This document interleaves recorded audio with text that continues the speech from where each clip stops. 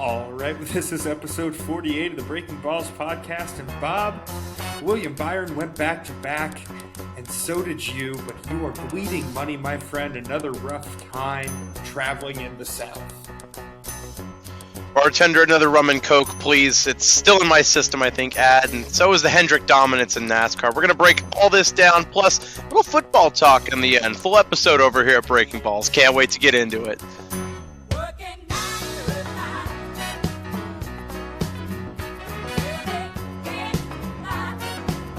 Flags in the air. Boogity, boogity, boogity.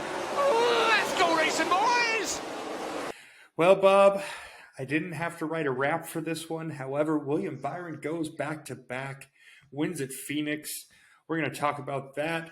Of course, NFL free agency. We've got a lot to cover in this podcast, but obviously it's racing season, so we'll get to the NFL stuff a little bit later. Bob, I mean, from the moment that green flag dropped, it wasn't a matter of if Hendrick Motorsports was going to win. It was just a matter of whether or not it was going to be the 5 or the 24, and ultimately the 24 comes out on top. Another dominant performance from Hendrick at Phoenix, Bob. You know, Ad, I feel like I was watching Deja Vu from last week where, William Byron and Kyle Larson were 1 and 2 kind of most of the race, and give or take a couple of different, suspects that kind of tried to flip the order at the end there. It felt like it was going to be Hendrick 1-2 again this week. And obviously William Byron going back-to-back.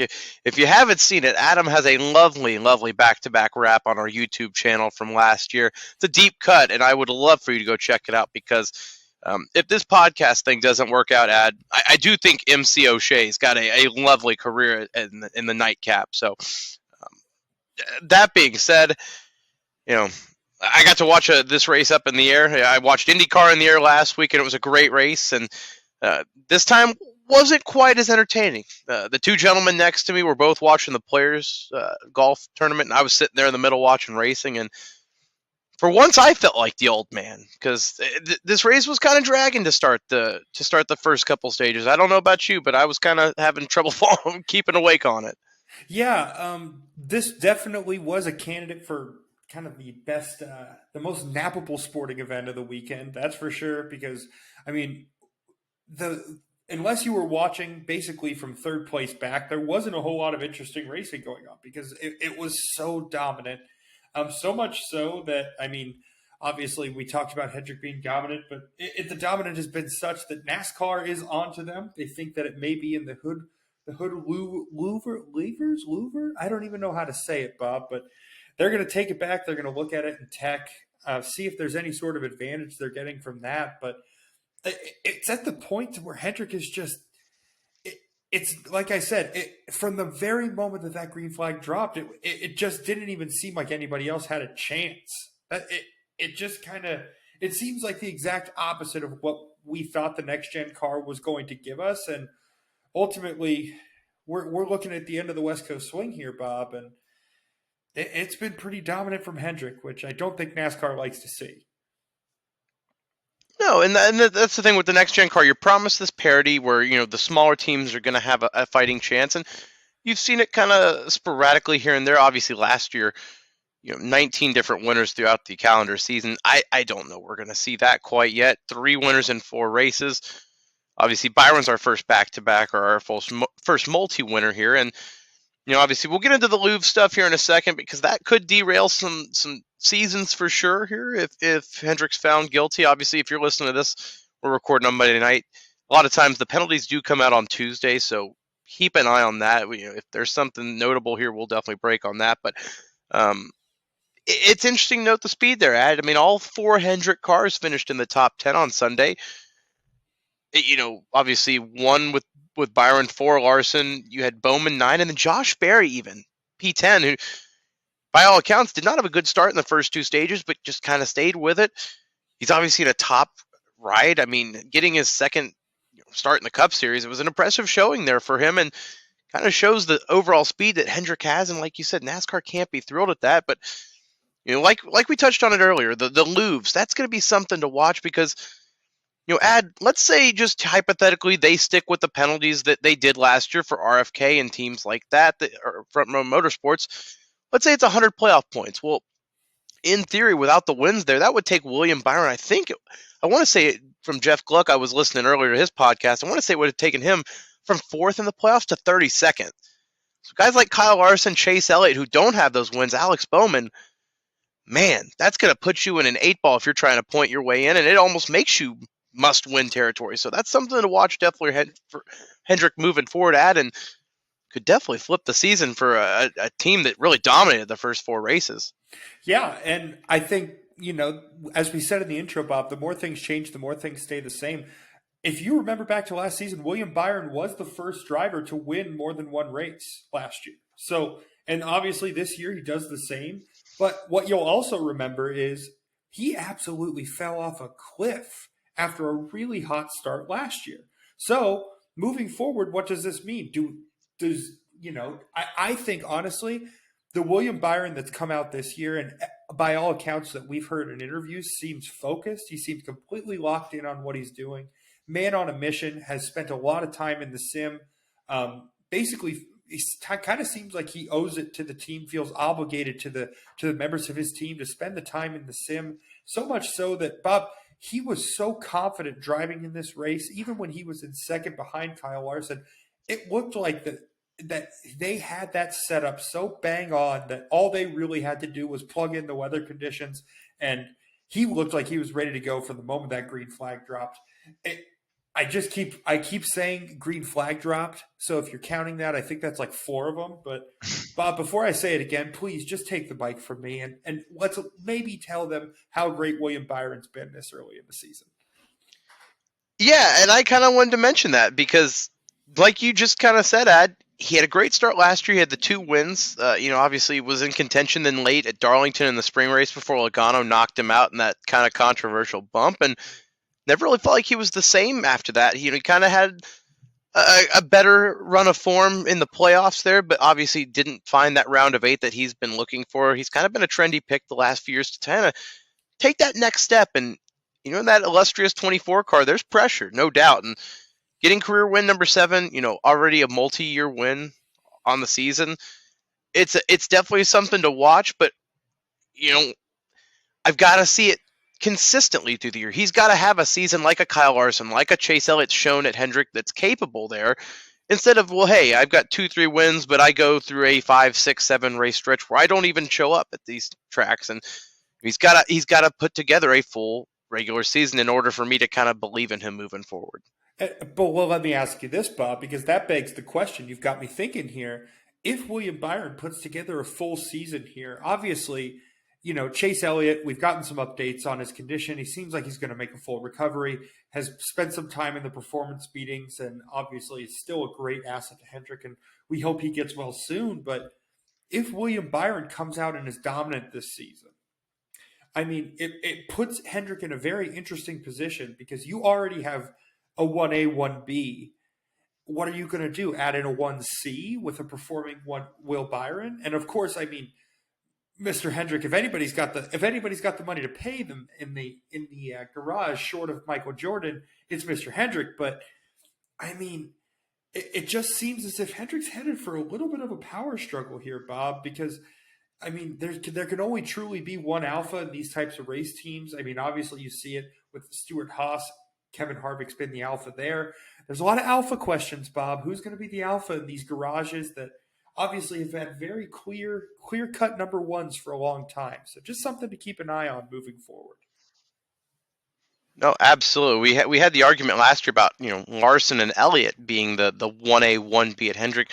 You throw another guy in there that can compete with championships in Byron, and Bowman's no slouch either with I believe 8 career wins, multi-win seasons the last 2 to 3 years.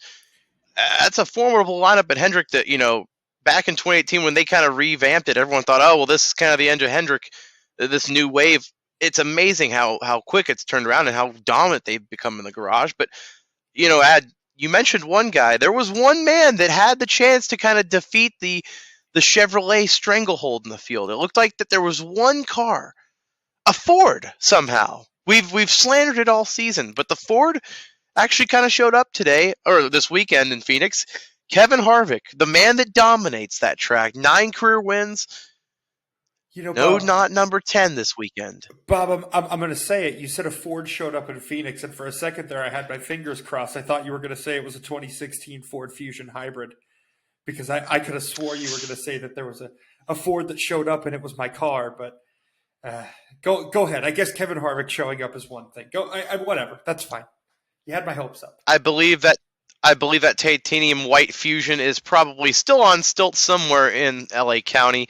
I have a feeling it hasn't gotten too much further away from your home area. But other than that, no, Kevin Harvick looked like he was kind of gonna, really run away with this one in stage 3. He had a multi-second lead before a late caution where, God bless Harrison Burton. He's had some struggles to start his career in the Cup Series. Just another one there kind of spinning out late. Bred the caution that turned into the overtime caution, and Kevin Harvick goes in that pit cycle leading. He said he wanted to be on offense. He takes 4 tires there, and ultimately the Hendrick cars made the move and got 2 tires. Kevin Harvick really never had a chance after that. I think it's great to see Harvick have that speed, and the Fords ultimately, Ryan Blaney P2.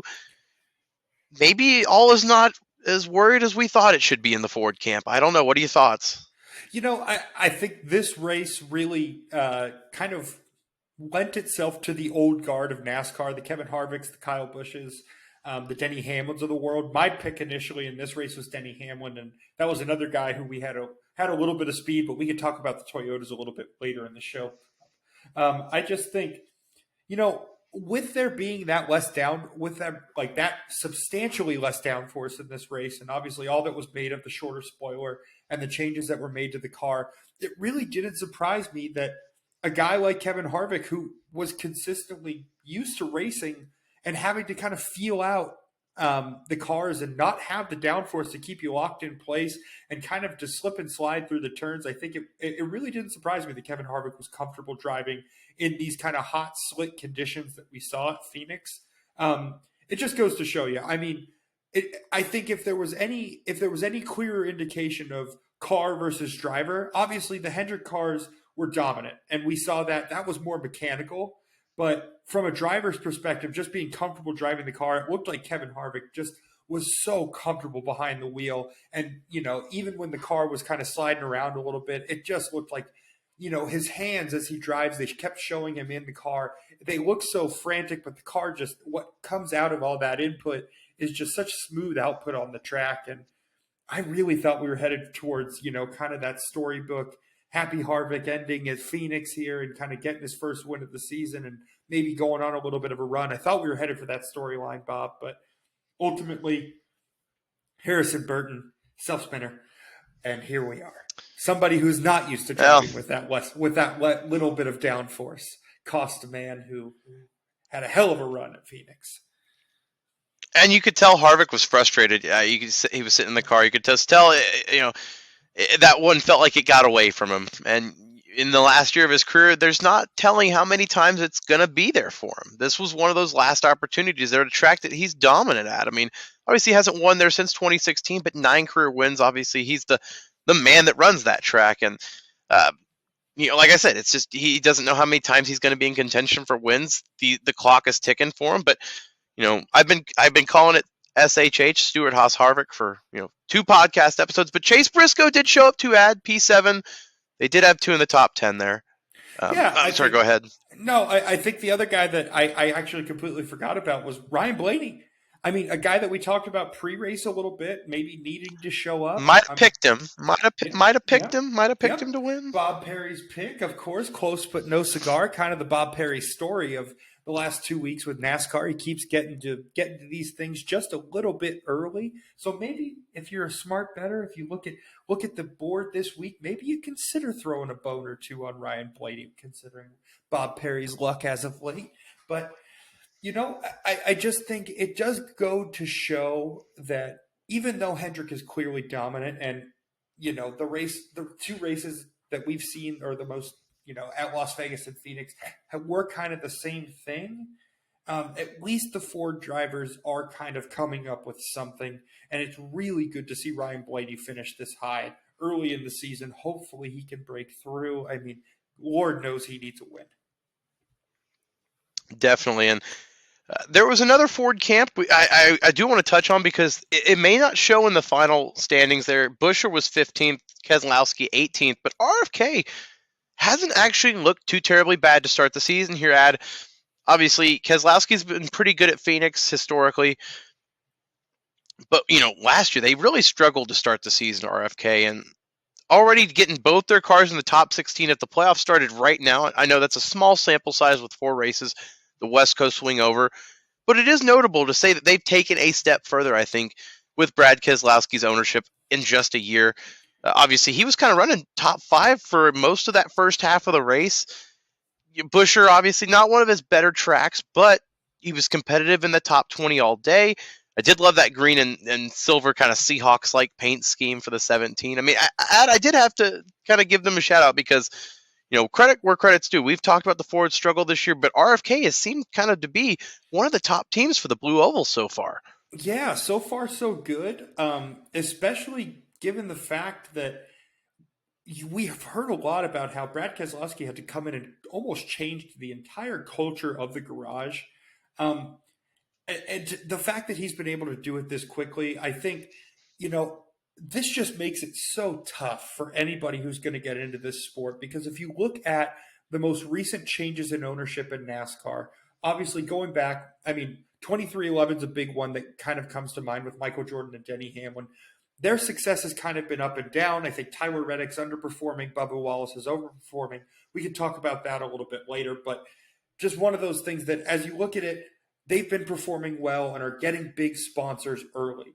Then you look at Trackhouse, who took over Chip Ganassi's racing and went to the moon last year. They created the most memorable moment of the season last year with the Hail Melon. And then you look at them this year, and that's another team that's off to a hot start. Daniel Suarez going well, performing well.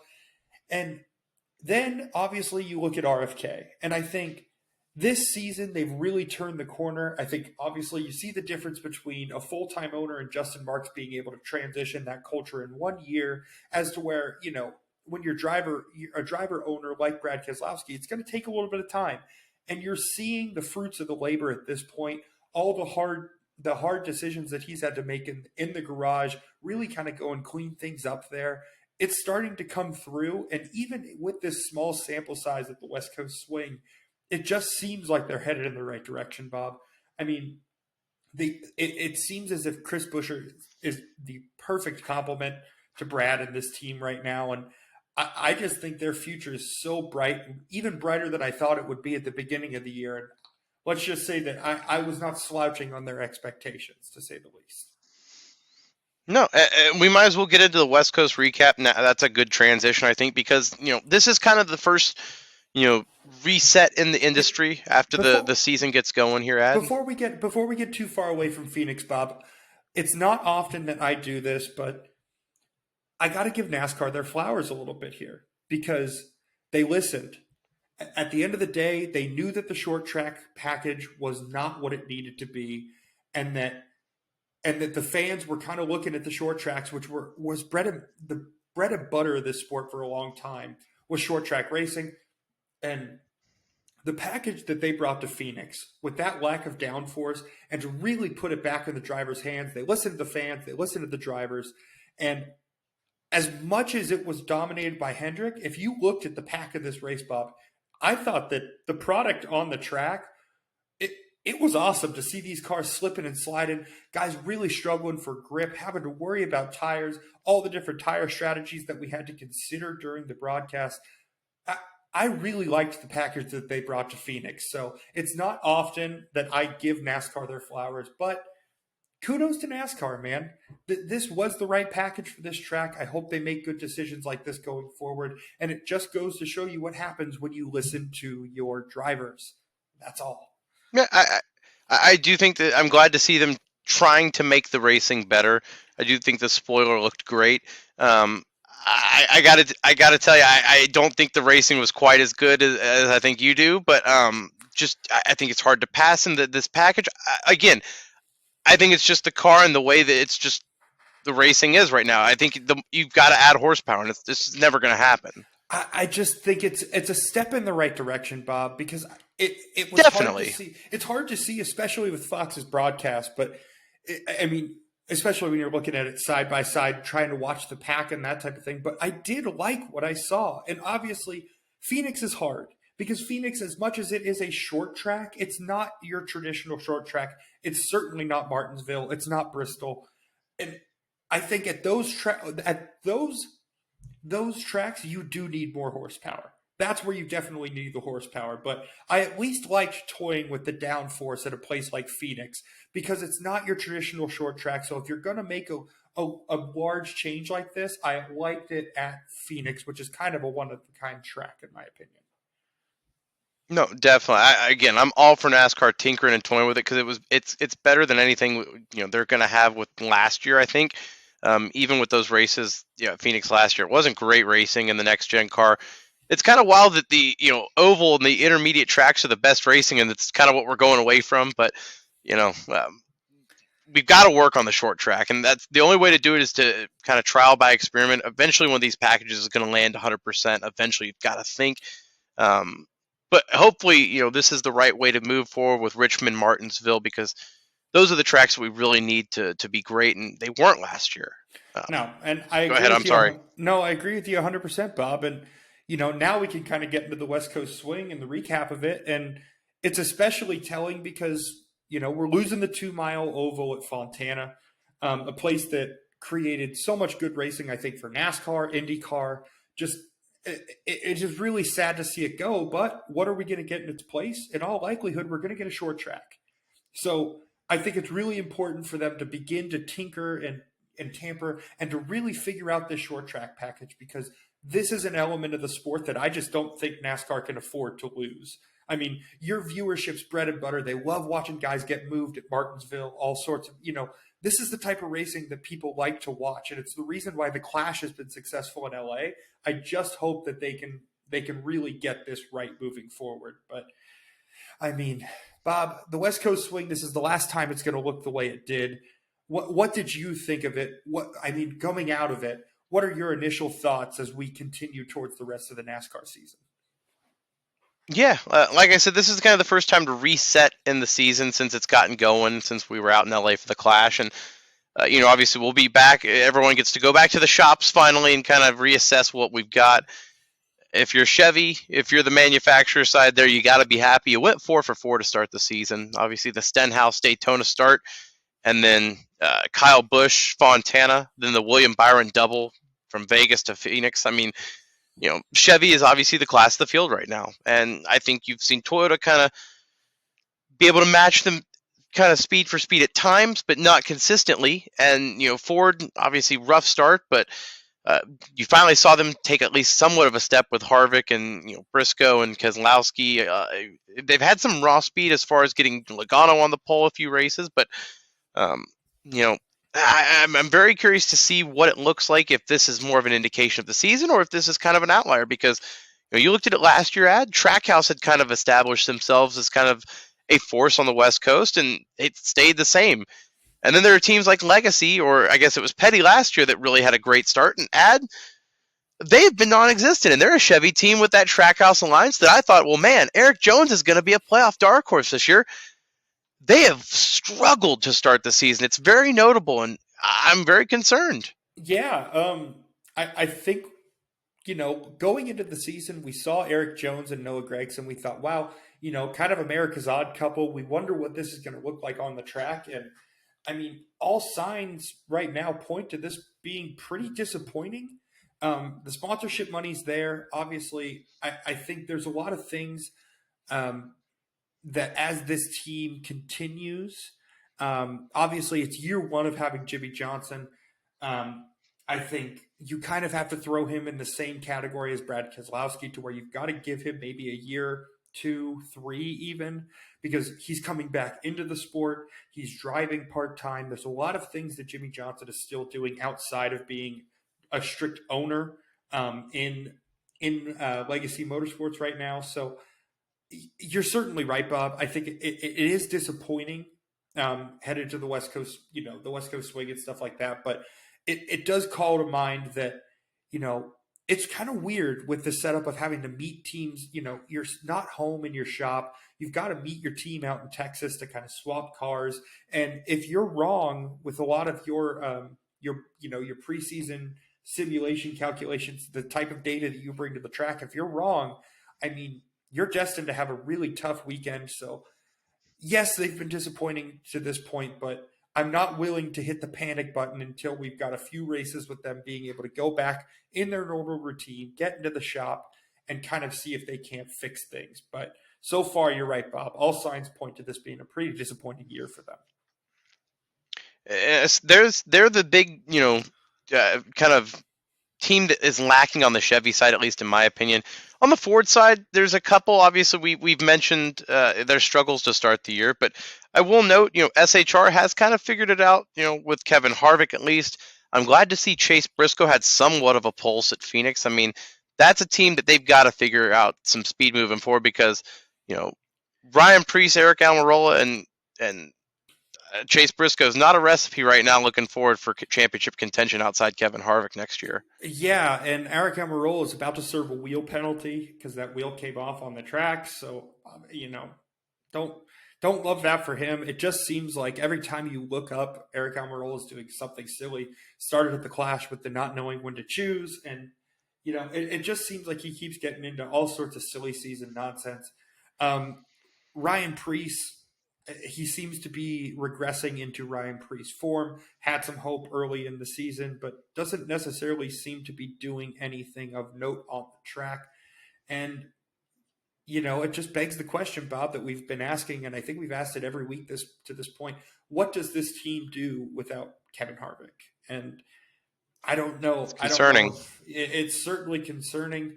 I mean, obviously, I think it's really nice of Rick Hendrick to kind of give SHR a look at Josh Berry, to be honest with you, because I think that's a guy that if you're looking at things that right now as to who's going to be available, Josh Berry certainly has to be a name, because if you're not going to get a superstar, you're definitely going to want to get a guy that shores up the rotation, because right now it doesn't seem like SHR's got anything going for them. And the only thing they do even slightly have going for them is gone at the end of the year. So doesn't seem to be too bright of a future for SHR, Bob. No, and the other one, just real quick, is obviously we touched on him earlier. Harrison Burton in that 21 car has just struggled mightily to his rookie season. Obviously, this year it seems like it hasn't gone much better. Young kid, it sucks because a lot of these guys just aren't ready yet, and they get thrown into the seat, whether it's because of sponsorship, whether it's his last name, and you can't turn down the Cup seat because you never know if that's going to be your last opportunity. But it's a shame to see because it just seems like he's clearly not ready, Ad. Yeah, and it's tough, Bob, because, I mean, you look at Ty Gibbs this week at Phoenix, and, of course, he has a little, kind of, I'd say, a little less experience, but he already seems to be taking larger steps than Harrison Burton. I don't know. I really don't know what to make of that, of Harrison Burton at this point, because it certainly seems as if you can fairly say that he was not ready for this opportunity.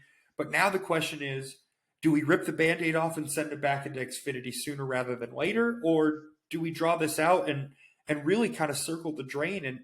And does this ruin a promising talent's career? Obviously, it's hard because there's a ton of sponsorship money behind him. So it's really hard to say if he'll ever get, kicked out of the seat. But it's certainly, the performance hasn't been there. And the money may be, but for how long, I guess we'll have to wait and see. Yeah, it's definitely one of those where the pressure is not going to mount as quick as some drivers, I think, with that last name and the sponsorship there.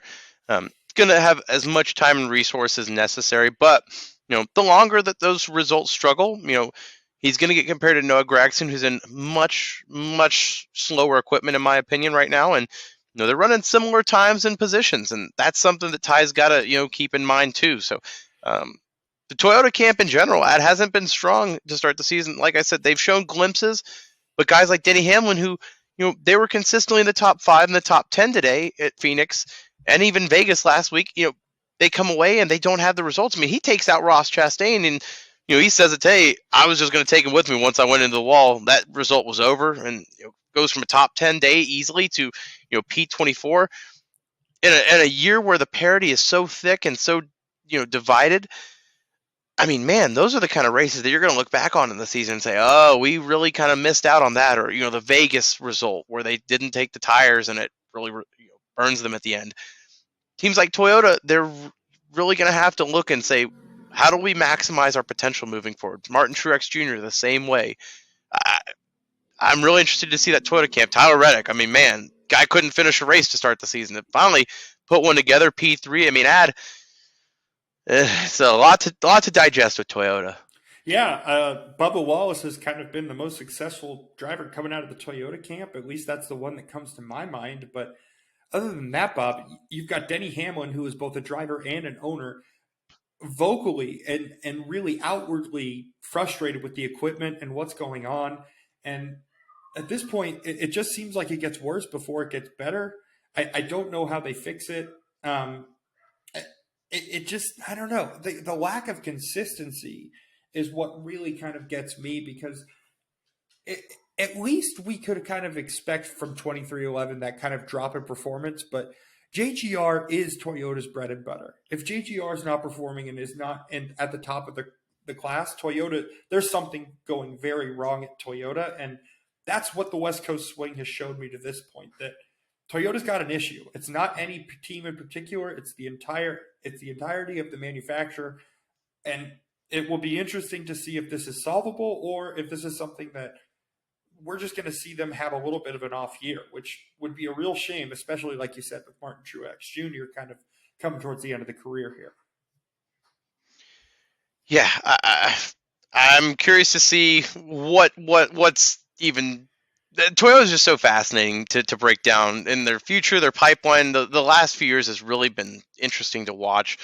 A lot of questions, more than answers, I think, definitely on the Toyota side. But let's get positive here for a minute. Talk about a couple of teams that are surging. I want to start with a great story, actually.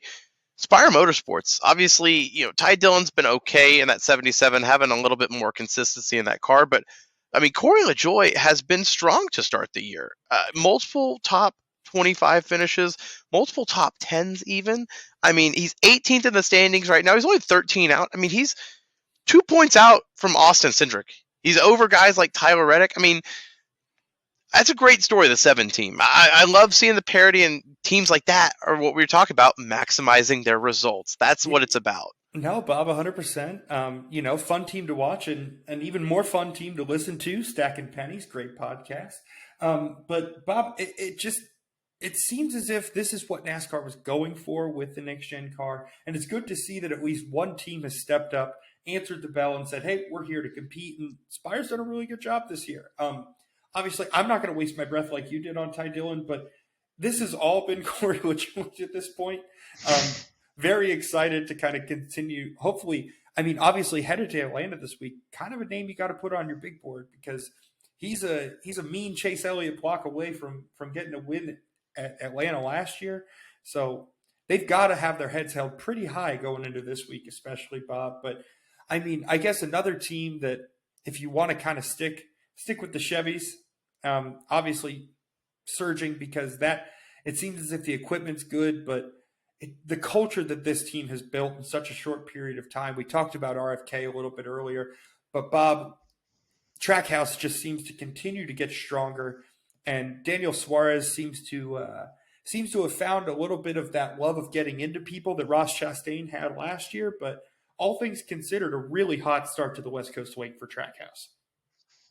No, absolutely. I think we wondered if Trackhouse could keep that dominance and get both cars in the playoffs.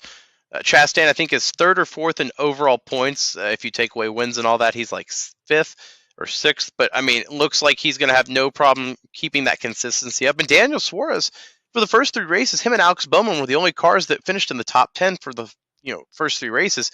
That 99 is showing that consistency that's going to keep him around. They're a blown engine in Charlotte, or I want to say it was a blown engine. They had trouble shifting, I know for sure, and they lost power steering. They're, mechanical problems away at Charlotte from probably pointing their way into the round of 8. And that just kind of goes out to show that Trackhouse may not be this, one-hit wonder. They are here to stay. And, we talked about Spire, and that's what, NASCAR wants. This is really, I think, what NASCAR had in mind. And, yeah, they, inherited the Chip Ganassi garage and that charter, and they had a lot of resources come in after that first season with just Suarez. But credit to that team. It's not easy to win in NASCAR, and to come in and do it the way they've done. They've aligned with RCR and that engine program. It's very impressive to see. And I'm not even going to mention the Ford side, but we gave our flowers to RFK. There's one team I think that obviously we've got to single out, though, and it's Hendrick. I mean, the speed they've shown to start the season is obviously impressive. I'm very interested to see at the penalties moving forward if there's anything for those hood and louvs, but I think it's clear that they are the class of the field right now. The driver lineup, even without Chase Elliott, has never been stronger. I mean, if Josh Berry is going to get you top 15 finishes, that's really the measuring stick for that whole team. Alex Bowman's going to have to perform top 10 every week, but you've got Byron probably at the peak of his career right now, never looked better, and obviously Kyle Larson, one of the best wheelmen in the world. I would think you would like to have some stock in Hendrick Motorsports in the future. I would go ahead and take a gander and a guess. Yeah, you're certainly holding on to that Hendrick Motorsports stock if you bought some of the preseason here. I mean, we expected them to come out and obviously have a better year, but the domination that we've seen to this point, Bob, it just goes to show you they have found something, through all of the single source parts, through everything that NASCAR threw at all of these teams in order to make things equal.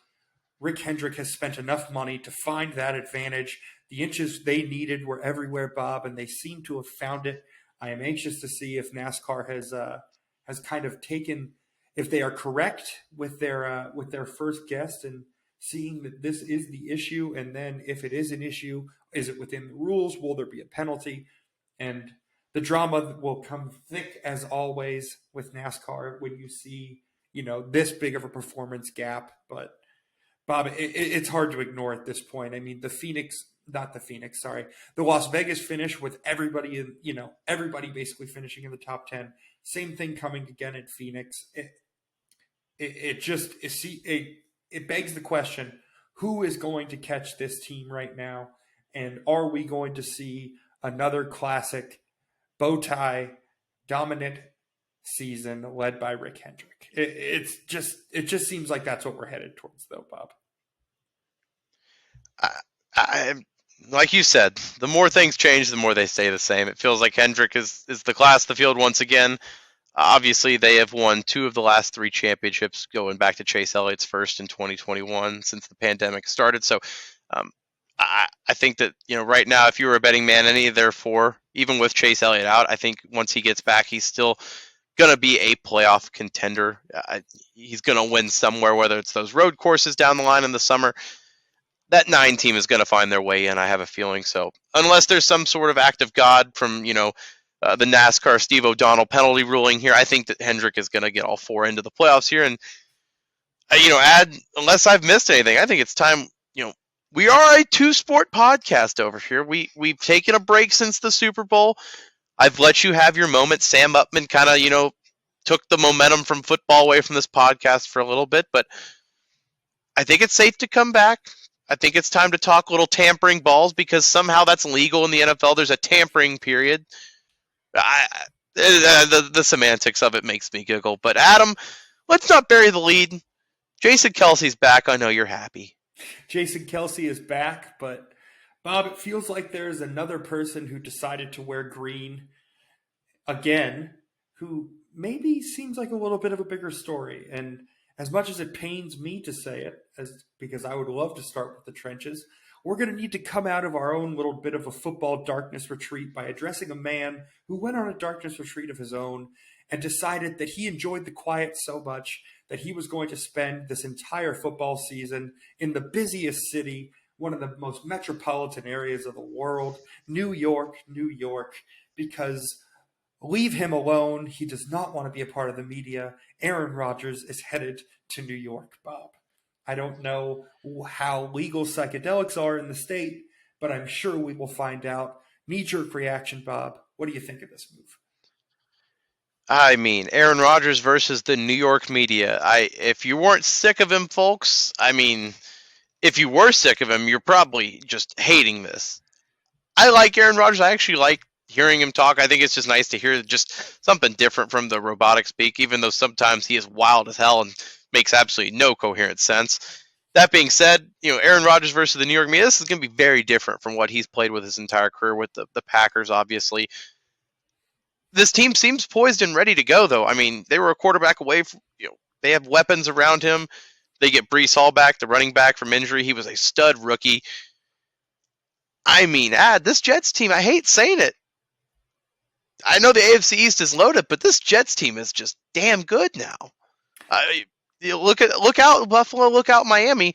There's a new team in town. Bob, I think we spent a lot of last football season, if you followed this podcast, going back and forth as to whether or not the Patriots actually were the worst team in the AFC East. And Bob, I think we can definitively say now, looking at rosters, all talent, coaching aside, the New England Patriots are the worst team in the AFC East? By far. Yeah. By far. The dynasty is so dead. Oh, it's so dead. But luckily Matt Slater's coming back, and that's an integral part of the team. Bob, he's an integral part of what they do there. So I guess we'll have to see what happens at the AFC East. You're absolutely right, though. He is an integral part of that team because they're gonna be punting a lot, and he's a great gunner, great special teams veteran. So I'm glad the Patriots have a big part of their team back. They need to invest in those special team guys because they'll be out there a lot. And there was multiple QB dominoes that kind of have fallen so far. I will note, the Derek Carr domino finally fell. He's going to NOLA. The man that wears eye black, or I'm convinced at least he wears eyeliner, is going to be down in the city of voodoo, and fits in pretty well down there in the black and gold. I'm excited to see what he looks like down there. I know you're not the biggest Derek Carr fan, but I gotta ask you this here, because his former team replaced him today with a handsome man. The mob is back. The Italian mob is back in Vegas. Dig up Jerry Tarkanian. Jimmy G is coming to town. The Niners quarterback is going to be the Raiders quarterback out in Las Vegas. And I have a question for you, genuinely. Did the Raiders upgrade? I mean, I don't know if the Raiders upgraded, Bob, but the Saints certainly downgraded. I'll say that much. I mean, if you look at the numbers, I don't have them offhand, but I believe you are getting in Derek Carr, you are getting more interceptions and less touchdowns than you had with the Taysom Hill and Jameis Winston combo. So, I mean, that being said, you're an idiot. That being said, Derek Carr had a tough year. There was not a lot of stability going on there, and I hate you. I hate you for calling me an idiot, but I would love to hear why, Bob. Go ahead. Spit on my fire. Because this Derek Carr slander is just so... I don't know where it's from. Derek Carr is a top 15 quarterback. No, you're going to replace him with Jimmy G, a handsome game manager. The Raiders absolutely took a step down at quarterback. And Derek Carr can at least win you games. Bob, when an Italian man needs to revive his career, where do they send him? That is right, Bob. They send him to Las Vegas, and things are going to go just well and swimmingly for Jimmy G. Have you ever seen somebody get sent to New Orleans and have something good happen to them? Can I ask you that? From experience, Bob? When you get sent to New Orleans, that's very fair. I was going to say, take it from someone, maybe take a long, hard look in the mirror here, Bob, and you'll understand that good things do not happen to people who look like you in New Orleans. And Derek Carr looks like you, brother. I've got some bad news. It's not going to go very well. I gotta be honest. I think that Derek Carr is still a decent quarterback. I'm not saying he's going to win you a Super Bowl, but for the Raiders to let Derek Carr go, just invest in Jimmy Garoppolo moving forward. Oh, hold on, but you just told me he's a top 15 quarterback. We can't go from. I mean, is that decent? Top 15 is very different from a Super Bowl caliber quarterback. Right? I think there's like a difference between like a good a playoff quarterback. He can get you into the playoffs, but he's not going to get you a Super Bowl. I mean, but that's his ceiling.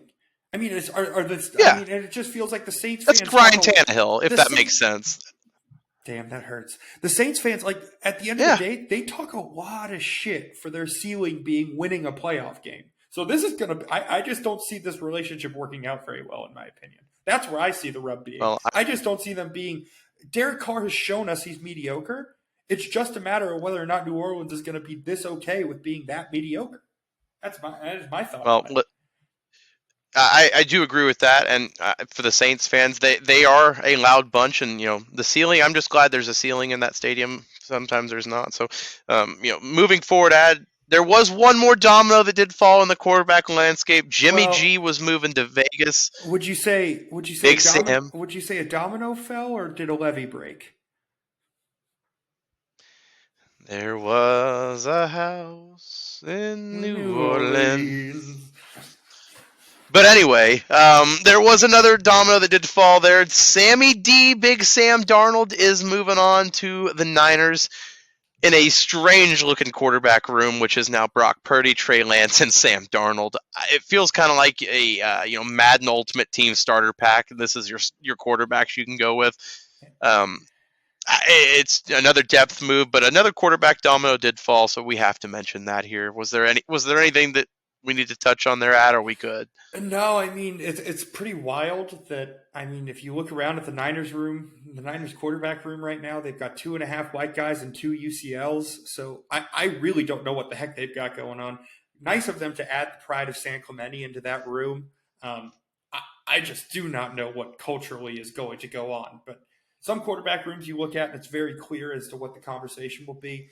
I would love to have. Let's face facts. With Jimmy G being in San Francisco, there's a strong chance the quarterback room was already bugged. It's just a matter of whether or not they will remove the bugs now that Jimmy G is gone. But I would love access to the bugs in the 49ers quarterback room. But Bob, there's one domino, one levee that broke that you seem to have forgotten. And I think it's honestly probably more important than whatever news you had going for Derek Carr, because the way that the Miami Dolphins go through quarterbacks, there was a huge signing today, Bob, because Mike White will not be hampered behind Aaron Rodgers. He will get his opportunity to back up whoever the heck is going to be getting a concussion for the Miami Dolphins next year. Mike White, he is our final levy. Thoughts? Yeah, I'm glad to see that Mike White going from a place that they wouldn't clear him because of his I believe it was lacerated spleen or something. He had the bruised ribs and all of that, and they were worried about him getting hurt, to a place where their quarterbacks they've thrown out there concussed or collapsed the lungs, everything like that. So Mike White, tough guy, going to a tough doctor. It's a match made in heaven there in the AFC South.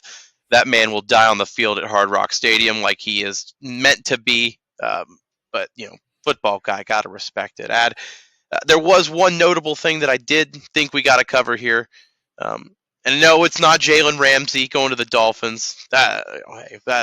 Nope, we covered once upon a time that would have been a story. We covered all relevant Dolphins transactions. Well, there you go. Adam O'Shea and the war against DBs rages on, but I will mention that there was a trade, so he will be a Dolphin next year. But no, the big trade I think we got to mention real quick here. Obviously, the Bears did trade out for number 1. Carolina, the Panthers are going to be on the clock. As far as we know right now, they said they're still open to trading because, sure, they've already mortgaged their future. Why not play with it a little bit more?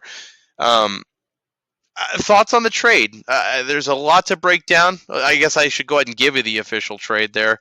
I believe it was 2 first-round picks, DJ Moore, and a third. I got to double-check on the exact double there. But nope, that sounds right. Initial thoughts on it? Initial thoughts? I really like it. This entire deal, in my opinion, hinges on what Justin Fields comes out and shows us this year. If Justin Fields comes out and makes the progression that everybody is expecting him to make and kind of takes that next step, I think this is a genius move. You still have a chance to really kind of shore up your offensive and defensive line in the draft. I think it simplifies things for the Bears in a lot of ways. You take care of a position with this trade. It is really hard to find good skill guys in the draft. I think there are teams that have been very good at it, and the Chicago Bears have shown that they cannot, for the life of them, draft a wide receiver and develop them. So why not go out and get a guy who, if his career was with your team to this point, he would be your team's leading receiver? So I think it's a no-brainer for the Bears. I think they leveraged the number 1 overall pick in such a way. I think they did it masterfully. This is a really good move by Ryan Poles, in my opinion. And I don't think the Bears are done. I mean, there's a chance that they could still move that pick because there's a team that would move up into 10. And I'm just anxious to see if they're done trading it or if they'll end up doing something for themselves at this point. But leaves them a lot of options, and I think it's a really good move for the Bears. Great move for the Bears. I'm questioning it from Carolina's perspective, though, just because you held on to DJ Moore all year in that sort of fire sale to say, well, he's going to be part of the team moving forward, and to throw him into that package, I'm very curious. Even if they go for quarterback number 1, who are they going to be throwing to? DJ Moore was that receiving core. You've got Donta Foreman and Chuba Hubbard out in the backfield, but as far as receiving threats, it's very thin out there. You lost Curtis Samuel a few years ago. They've struggled to replace his speed. It just feels like Carolina's lacking for weapons, and they're going to be lacking their biggest one now. So, whatever they do with that pick, they're going to have to nail it because there's not a lot of room for error now, getting rid of all of these picks around this and DJ Moore now. So if it's Bryce Young, if it's Anthony Richardson, if it's CJ Stroud, they're going to have to perform on their own without the talent they're used to college, because this Panthers receiving core is barren at best right now before free agency really gets going. No, I agree with you 100%, Bob. The Panthers certainly have to nail that first round pick. And Bob, speaking of getting nailed, I've heard you had a hell of a week in Texas for a wedding. Kind of a tough go, kind of nailed you in, hemmed you in financially. Real tough go here, Bob. But I am curious to figure out, how was the weekend? I need a quick recap. No, we would like to give a shout out, first of all. A lovely wedding ceremony for Mr. Evan O'Brien. Miss Beth, I guess we're going to call her Miss Beth O'Brien now. It's a lovely little statement there. I guess we condone. Could we call her B.O.B. Beth O'Brien? Bob? Oof, I don't know if Evan's gonna endorse this one on the podcast, but Bob? I will say, lovely ceremony, an absolute beautiful couple. I'm so excited for the two of them. I was Evan's college roommate for a few years, so that man's seen me at my absolute best and my absolute worst. I'm sure I put on a good show for him on Saturday. But no, an absolute great weekend out in Texas with some good friends, some good fellowship. I will say, after back-to-back weekends with your bachelor party and the wedding, I am not going to be participating in St. Patrick's Day this weekend. Hand up, I am on the 10-day DL. I need a cleanse. I need a detox. I may not be on the podcast this weekend. I might be hanging out with John Morant on a substance abuse recount. So, we're going to come back stronger. I'm going to clear my head. We'll be back better than ever. But, no, it was a fantastic weekend. But we got to look ourselves in the mirror and say, be better. All right, Bob, I guess this is a bad time to tell you that I have booked a Spirit Airlines flight, and I will see you in Nashville on Thursday, pal. I hope that things are well, and I will see you at the Hendersonville Waffle House at roughly 2 a.m. That being said, if you would like us to live stream that podcast, go ahead and like this podcast, Bob, because if we don't get likes, comments, subscriptions, I don't know, we may die. I think we actually live off of just gratification from people. So if you could just let us know you're listening, that would be great. It could keep me alive for another week. And I don't know. I just feel like at this point, I need a bone. I need a bone, Bob. We need some confidence on this podcast, Dad. You just passed the bar. Life is good. We're in America. The spring is about to hit. I think spring's about to hit. We went up an hour, so it's going to get lighter earlier. Congress, if you're listening, somehow Breaking Balls has some swing in the lobbyist pockets. Get rid of daylight savings. End it. We're done. We're here to stay. That's my final thought tonight, Ad. If there's anything else I missed, of course, as always, the floor is yours. But other than that, it was a lovely episode. I'm glad to be back, and we're going to be here for the long haul now. Breaking balls forever. Abolish daylight savings. We'll see you later, folks.